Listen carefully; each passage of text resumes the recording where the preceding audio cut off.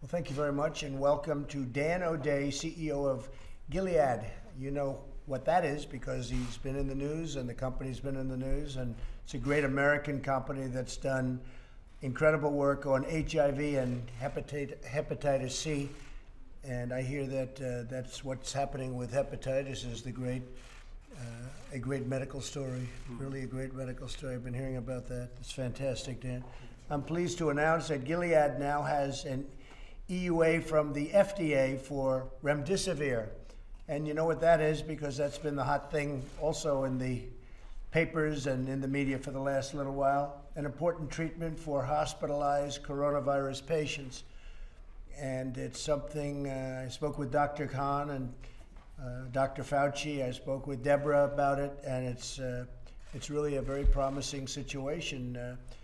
We've been doing work with the teams at the FDA, NIH, and Gilead for spearheading this public-private partnership to make this happen very quickly. So today we're going to be, and I'm going to let Dan do it, but we're going to let Dan make a statement as to what the company is doing, making a contribution to really people that are not doing well, people that are sick, people that have this horrible plague that's set into our country and that we're getting rid of, and we're going to be having some really incredible results. We have very promising studies coming out on the vaccines. We have promising studies coming out on therapeutics.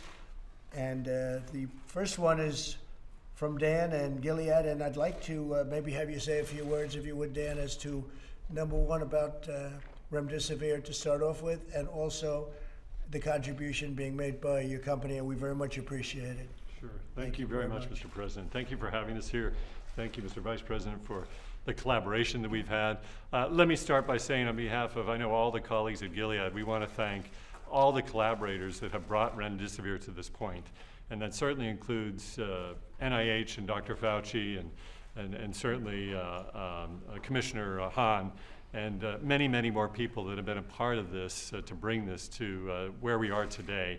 And in fact, really the thanks go to the patients and the caregivers that participated in these clinical trials. I also want to say I'm privileged to work with a group of amazing scientists at Gilead that for decades have been working on antivirals, and we're poised to put Remdesivir immediately into clinical trials when we saw the COVID-19 circulating. So I'm really proud of the colleagues back at Gilead. What I'd like to say is that, on behalf of Gilead, to the President's point, we feel a tremendous responsibility. We're humbled by this being an important first step for patients, for hospitalized patients. We want to make sure nothing gets in the way of these patients getting the medicine, so we made a decision to donate about 1.5 million vials of Remdesivir. We'll be working with the government to determine how best to distribute that within the United States. We'll be working very closely to get that to patients, working with FEMA, working with other parts of the government to make sure that we get that to the patients in need as quickly as possible, because there are patients out there that can benefit from this medicine today that are hospitalized, and we don't want any time to waste for that. And we're also fully committed to continuing to expand the supply of this medicine. We started investing in this back in January as soon as we became aware of the coronavirus. This is a long time to manufacture. It used to be 12 months, it's now 6 months. Our scientists have brought that down. And so as we get into the second half of this year, we're able to have many more supplies available to patients, and we're fully committed to working, Mr. President, with you, your administration, to make sure that patients in need can get this important new medicine. Dan, I really appreciate it, but I also noticed the incredible job you've done with HIV, which I remember so well 15 years ago, 16 years ago. It was a horrible thing. I lived in New York. I lost a lot of friends that through HIV was terrible. And also hepatitis C. Could you give us just a quick moment on how successful that's been? Because I've seen things that are pretty incredible that a lot of people don't know. Absolutely, and I'm reminded of Ambassador Birx and all of her work in this field as well. The colleagues at Gilead have collaborated for years, both in the developed and the developing world on HIV.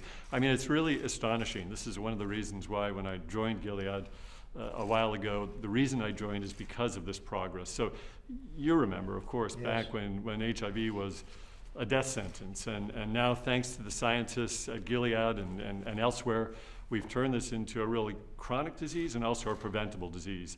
And I want to give special thanks to the administration for the work on the HIV prevention and PrEP program that we're working now in many particularly disadvantaged parts of our country to get more patients on prevention, because the best way, of course, to stop and to end this epidemic is a combination of treatment and prevention. And in hepatitis C, I'm really happy to say that the scientists came up with a cure some years ago, and we've made tremendous progress, and including some really creative new arrangements in the United States, like with the state of Louisiana, where we've looked at ways to look at programs to make sure that every patient in a state is able to get the opportunity to be cured. So I'm very proud that we have this kind of science, but also that we put this science in a way that gets access to patients. And with hepatitis C, it's an actual cure. It's more than just keeping it down. It's an actual cure. 12-week oral therapy cure. I mean, we're still working on the HIV cure. We haven't given up. It's a much more difficult problem. We'll probably get to long-acting medicines first. Is that a more complex problem? Much more complex, and this is now, I'm really embarrassed to talk about this in front of Ambassador Burke. She should talk about this, but it's a complex to get the virus completely suppressed. And where would you put corona in that level of complexity? Well, I think it's early days on coronavirus. I think this is the first step today, and I think what we'll see, and it may be like with other viruses that we've seen, that with this base step, with an antiviral like Remdesivir, that the way to actually even get better results is to add medicines on top of an antiviral. That was really how we were able to get HIV to a chronic illness by combination therapies. So this is the beginning. There's a lot of great companies out there that are working on this that we're collaborating with, my colleagues in the industry, and we're all working together to do everything we can with COVID. Well, it's very exciting, and just so you know, Sudan's making it a company a very major contribution towards helping people. So we very much appreciate that. I mean, I'm talking about a monetary contribution as well as, more importantly, what you're doing scientifically. So we appreciate it very much. Doctor, would you say a few words? The FDA has been moving things along at a level that they've never done before, and I appreciate it, Dr. Hahn. Thank you, Mr. President. Really appreciate it. So as the President just announced, we authorized Gilead's application for emergency use authorization for the use of Remdesivir in hospitalized patients. That was issued today. Thank you very much, and congratulations, Mr. O'Day, for the great work from the company and the collaboration that we've had. I also want to thank the more than 18,000 employees at FDA who have heeded the President's call to reduce regulatory burden and red tape and move things forward. I think I said the other day this was lightning speed in terms of getting something approved, and from clinical trial to getting it authorized from the FDA, it's been quite the speedy but also effective process. This is an important clinical advance that showed a statistically significant reduction in time to recovery for patients with COVID-19 and is the first authorized therapy for COVID-19. So we're really proud to be part of it. Mr. President, thank you for your leadership. Well, thank you. And you know, Dr. Hahn left one of the most important jobs in medicine, as you know, to take the FDA, and we're glad he did. We're grateful. And a very important job and a tremendous reputation, but to take this job, and you're doing great, so we're really proud of you. Thank you very much. Deborah, please. I'll just be very brief. I think this really illustrates what can happen in such a short time. I mean, from the first case that was diagnosed in the United States to now, our first step forward with a therapeutic in less than 90 days. For those of us who've worked in viral diseases and pandemics for a long time, this is our first really positive step forward. It's our first step forward. Obviously, groups are still working on vaccines. I just want to also thank the company for not only making sure this got into clinical trial, but for individuals who didn't qualify for the clinical trial, they made compassionate use drug available from the very beginning at our request and around the world. And I think that combination of really strong scientific, rigorous clinical trials, but also when you don't really have something to make compassionate use available was also really quite extraordinary. So again, also thank you for the patients, because obviously this was a randomized trial. There was a group that did not get drug. It's why the Data Safety Monitoring Board stopped the trial, because of this statistical difference, because you can't keep placebos on a trial when you already have shown significance in the treatment arm. And so to the patients who were willing to be randomized, and to the doctors who did the trials and the nurses who took care of them, we're really very grateful, because this clinical research is critical for these breakthroughs. But obviously there's someone getting the agent and there's others that aren't. And so that's really been extraordinary.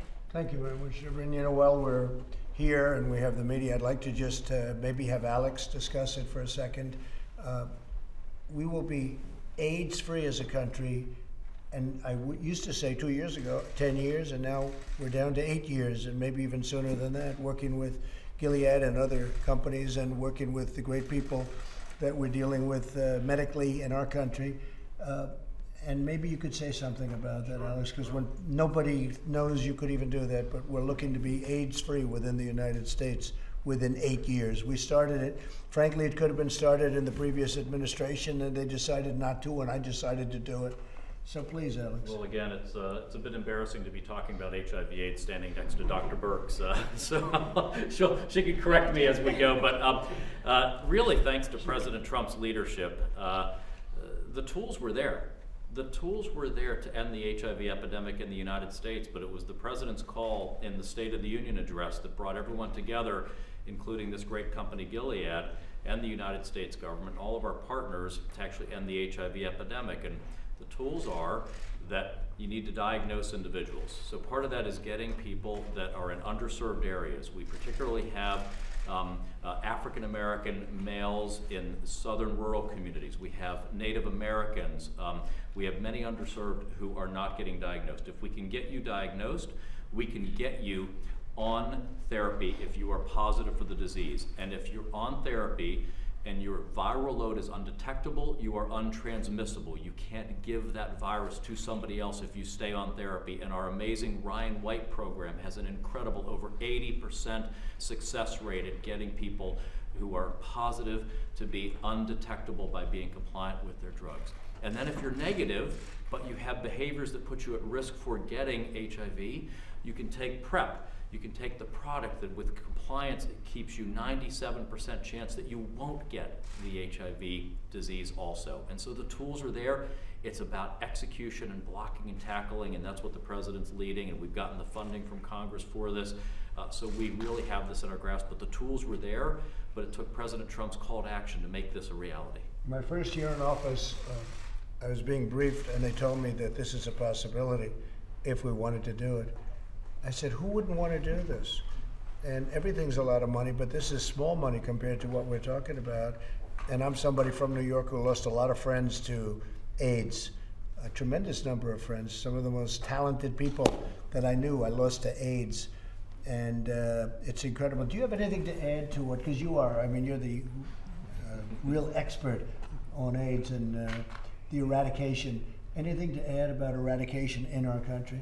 Well, we just appreciate the government's support on doing both domestic work and global work on HIV/AIDS, because obviously you also are invested in the PEPFAR program to really bring the same level of compassion and treatment to people around the globe to really control the epidemic around the globe. And this is a big step forward for all of us to really. And what do you think of the timing? Am I right when I say about 8 years? Well, we're always, to actually control the pandemic, to make it controllable and smaller, that's absolutely possible.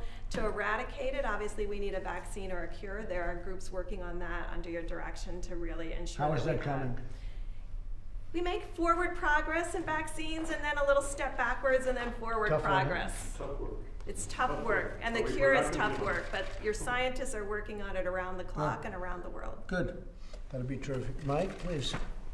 Well, thank you, Mr. President. I just appreciate the opportunity to express the gratitude that we all feel, Dan, to you and the incredible team at Gilead, and to think of the progress that you've made in such an extraordinary period of time. When the President brought the pharmaceutical companies here to the White House, you were among them. He said we wanted you to move out quickly on developing a vaccine, but he said develop the therapeutics as quickly as you can. We were told that it was possible that by the spring we would have therapeutics, and standing here on May the 1st, the very first therapeutic with the emergency use authorization. The good work of FDA is now available. And but donating 1.5 million doses, our task force will be working very closely with Gilead to make sure that those medicines, starting on Monday, are distributed to hospitals where patients are struggling in serious conditions with the coronavirus today. And so, Dan, I hope you will carry back our gratitude, but I know the gratitude of the American people when they see the incredible ingenuity and generosity of the team at Gilead. God bless you. Thank you very much, Mr. Vice President. Appreciate that. And Adam, maybe you could say a few words. You were very instrumental in getting this done, and also on ventilators, getting us to be the kings and queens of ventilators. We have a lot of ventilators, and we're helping countries all over the world now with ventilators, from starting with almost none from the past. What do you have to say?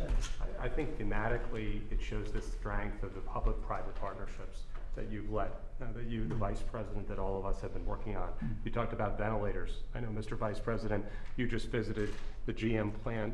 You saw GE making ventilators, how quickly we moved there. Right. This is just another example where you have a company, one of our best, that came up with the first therapeutic that shows the strength of our private business. The other thing I know that you guys did, Dan, that I really appreciate, is you didn't wait to start production.